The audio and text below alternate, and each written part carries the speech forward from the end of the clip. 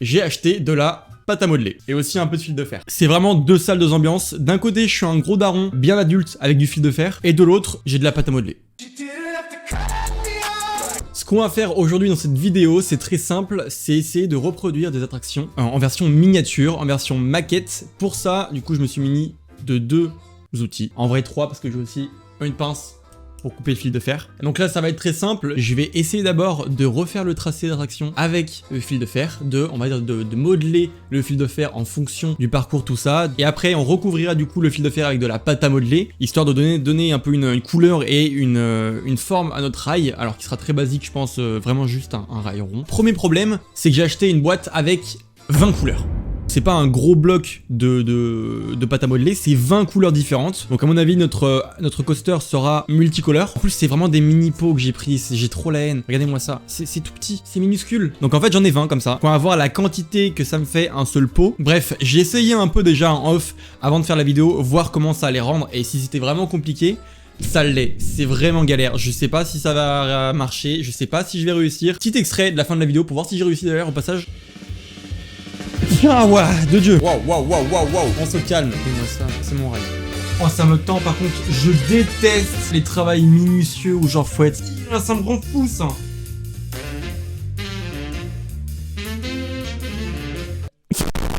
Alors je sais pas du tout si j'aurai le temps de faire plusieurs attractions. En tout cas là on va essayer d'abord de faire Mystique qui se trouve à Walibi-en-Alpes. C'est un coaster qui est globalement assez petit donc je pense que ça devrait aller. On va voir, alors je vais essayer de prendre une couleur qui lui ressemble. Alors là putain par contre il faudrait que je trouve un truc un peu rouge-violet.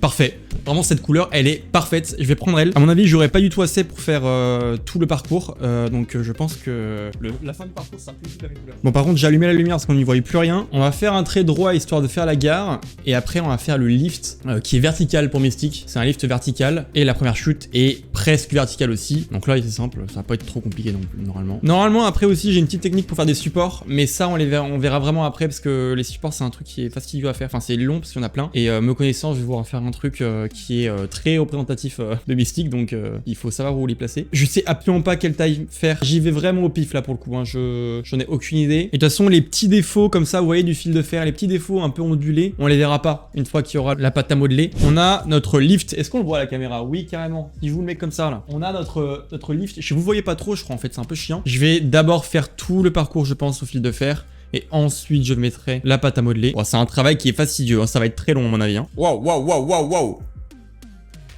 On se calme, Je pense qu'un fil de fer un peu plus solide ça aurait été mieux parce que là il est vachement souple, mais un peu trop même. Alors c'est bien dans un sens parce que du coup je peux facilement manier avec la main, mais j'ai peur qu'il se déforme tout seul en... C'est un peu galère quand même. Je l'ai fait beaucoup trop grand je crois les gars. Là j'essaie de faire le top hat. Là je suis pas dans le bon sens donc c'est chiant. Je vais le bloquer avec mon PC, avec mon pied de PC, comme ça il bougera plus. Oh la strat de ouf. Incroyable. Et ben voilà. Alors nous avons notre lift, notre première descente et notre top hat. C'est vraiment instable hein, pour le moment. Ce sera beaucoup plus stable quand il y aura la pâte à modeler, que ça le solidifiera le truc. Et puis si je mets quelques supports je pense. Putain non le top hat est pas trop haut, ça va. J'avais peur qu'il soit trop haut par rapport au lift parce que bah du coup il faut évidemment que le lift soit le point culminant du parcours parce que sinon bah le train ne passe pas les autres éléments, il n'aura pas assez de vitesse. Là c'est bon, il y aura pas de train, hein. Il y a pas de train, il y aura pas de train circulant sur le parcours de la maquette que je vais faire évidemment. Oh si je devais me rajouter un train putain mon dieu. Mais j'aimerais trop faire des vraies maquettes fonctionnelles et tout. Il y aurait moyen de le faire avec une imprimante 3D. Je l'avais fait une fois avec... parce que j'avais... dans ma famille, j'avais quelqu'un qui avait une imprimante 3D. Parce que justement, je voulais faire une maquette miniature, fonctionnelle, qui a un travail quand même assez colossal. Donc en fait, je vais vous montrer, j'avais modélisé des rails en 3D sur Blender à l'époque, que j'avais ensuite imprimé. Et du coup, ça va donner ça. Si je te mets au plus, voilà.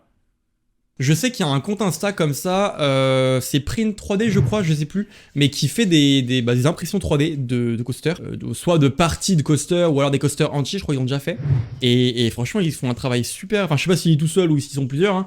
En tout cas le compte est vraiment cool et je vous invite vivement à aller voir parce que c'est un travail colossal. Ils le font très bien. Là on fait le 0 G-roll et après on aura le non-inverted dive loop. Parce que oui, c'est un... Alors vraiment, le dive loop de Mystique, c'est pas une inversion. Mystique n'a que deux inversions dans son parcours.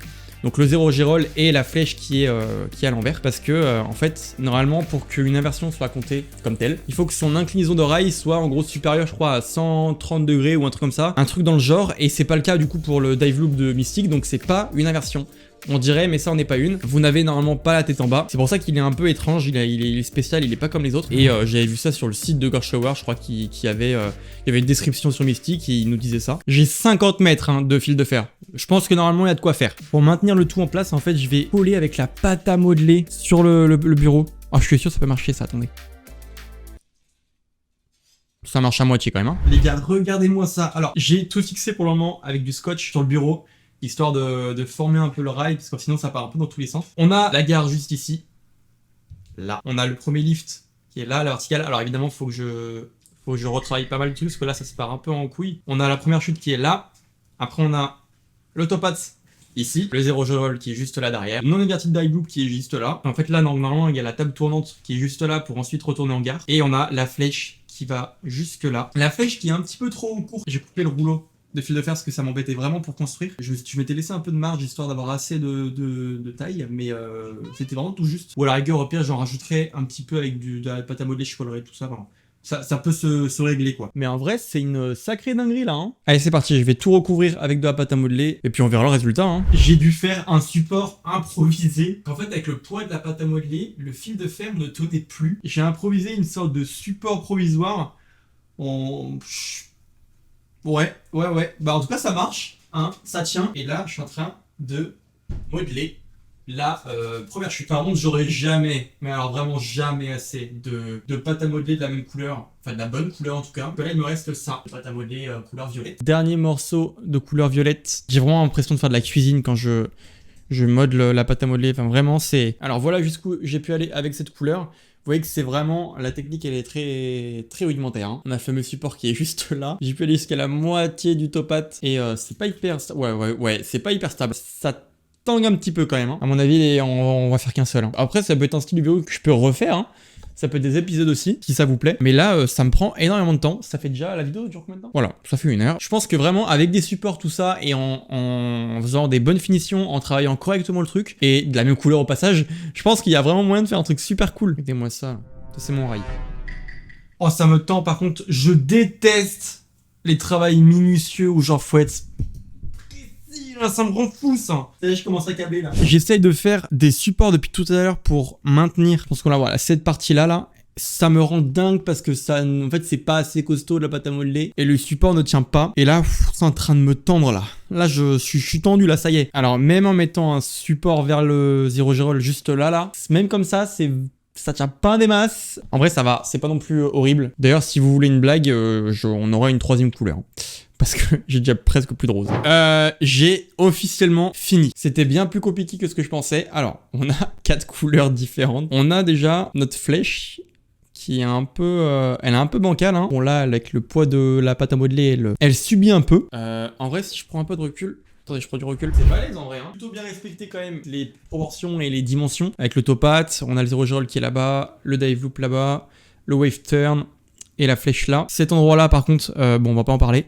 On a un bout de support qui dépasse juste là, hop là. Bon, lui, il est un peu timide celui-là, il est un peu shy là. Mais si on ferme les yeux sur certains aspects, en vrai, ça va. J'aurais vraiment aimé en faire plusieurs, en faire au moins 2-3, mais là, vu le temps que ça m'a pris, ça fait 2 heures que je tourne. Je sais pas s'il existe de la pâte à modeler, mais version plus solide. Peut-être qu'avec de la pâte à modeler un peu plus, je sais pas, mais une matière un peu plus costaud, que ça peut mieux marcher. Mais là, on a déjà un truc, hein, en vrai. Hein. Je pense pas le garder, hein.